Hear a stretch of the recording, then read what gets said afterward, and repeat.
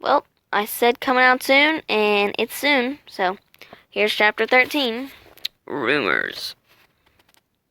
Stacy and Mike did a good job, didn't they? Said Peter when we got together on the playground at recess. What are you talking about? I asked. Stacy and Mike. Didn't you think that fight they put on was pretty good? The fight they put on? I echoed.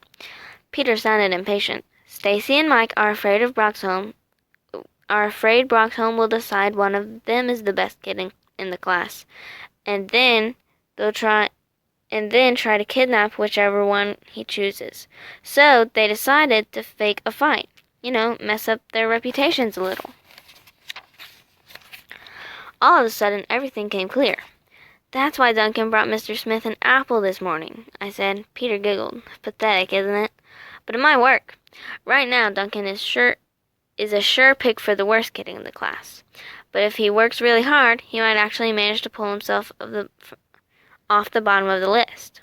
Since he knows that no matter what he does, he's never going to push himself into the most average category, if he can improve at all, he's probably safe. The problem is, he's been so bad all year that it's going to take a major effort to get out of the bottom spot. Peter paused, then added, I intend to have some fun with him over the next 3 days. 3 days? That was all the time we had before Brock's home was scheduled to kidnap 5 of us into space. That's not very nice, I started to say. But then I remembered the way that Duncan had tormented Peter for the last 6 years. I decided I couldn't blame Peter if he wanted to get a little of his own back while he could. Any decision to be a nice guy about this was going to have to come from inside himself. I decided to change the subject. Tell me, I said. Just how did they know about all this? I told them, said Peter. And they believed you? Actually, it made sense. If they were going to believe anyone, it would be Peter. He had a reputation as being the most honest kid in class, which was one of his problems. He didn't know how to tell the kind of little white lies that keep people from getting mad at you. But I doubted that even his reputation for honesty would convince people the story was true. Peter smiled. Actually, you're the reason anyone believed me. It started with Stacy. She just didn't believe you had really fainted, or that if you had, you would have tried to grab the teacher's ear on the way down. So she knew something was going on. Later, she cornered me on the playground and demanded to know what you were up to. Why you? I asked. Peter blushed. You're going to hate this, he said. There's a rumor going around that you're my girlfriend because we've been spending so much time talking on the playground. Yuck! I yelled. Yuck, yuck, yuck, yuck! Suddenly I realized what I had just done. Don't take that personally, I said. I won't, said Peter, since I feel the same way. Hey, I thought. What do you mean you feel the same way? But we didn't have time to work that out right then. Anyway, said Peter, Stacy was convinced I must know what was going on, and since I did, I told her. The whole story? I gasped. Peter nodded. She didn't believe me at first, of course, but when she talked to you on Saturday and you told her there was nothing actually wrong with you, she figured it must be true. He laughed. That was all it took. By Saturday afternoon, the phone lines were humming all over Connecticut Falls. How come you know all this? I asked. How come no one asked me?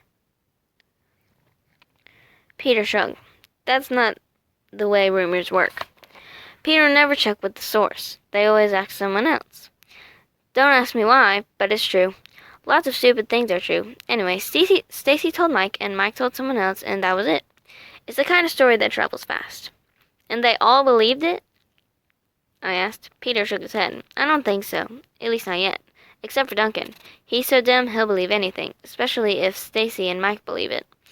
He thinks they know everything. That's why he hates them so much. I see, I said, though some of this was coming a little too fast for me. Well, do you suppose if enough of us started to believe it, the adults will pay attention to us? Peter looked at it as if I had just suggested Mickey Mouse was likely to be the next president of the United States. Get real, Susan, he said. They'll say it's just another crazy kid rumor. Do you remember last year when half the people in this school were convinced that the president was coming to Connecticut Falls to make a speech? I nodded. I had almost believed it myself. Half because so many of my friends did, half because I wanted it to be true. I also remember how my father had laughed when he heard about it. Just because a thousand idiots believe something, that doesn't make it true, he had said. Which was true, I guess, but it certainly didn't help us now. That was when Peter decided to complicate things with a new problem. What are you going to do about this yourself? He asked. What do you mean? Well, since one of the things on Brock's home shopping list is the best kid in the class, if we can't unmask him, you've got a good chance of being picked yourself. That was the best laugh I'd had in days.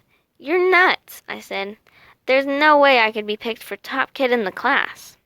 There is too. It all depends on how he's making his choice. The way I see it, there are 4 of us. That might be considered best in the class. 4 of us that might be considered best in the class. Stacy, Michael, you, and me. You're nuts, I said again. Listen to me. Stacy and Michael are your basic perfect students, but they just did a good job of taking themselves out of the running. Though to tell you the truth, I don't think Brock's home would have chosen either of them anyway. They're real bright, but they don't think that much. They believe everything the teacher tells them. I'm sure Brock's home is bright enough to know that that doesn't make a great student. He paused. Then there's me, he said. I'm real bright, but I'm not motivated, and I'm not very social. You know how it goes. Peter is a good student, but he's not very well-rounded. I hear it every year. That leaves you, Susan. You get good grades, you get along with everyone, you're in all kinds of activities. Let's face it, you might not be the best in anyone. You may not be the best in any one thing, but when you look at everything else, if you look at everything together, you make a pretty good pick for the top of the class. I stared at him in horror. You're not kidding, are you? He shook his head. Well, that's the end of chapter 13. So, hope you enjoyed that, guys. Next chapter is called What Can Duncan Dougal Do? So, hope you've been enjoying these things, and I'll see you next time.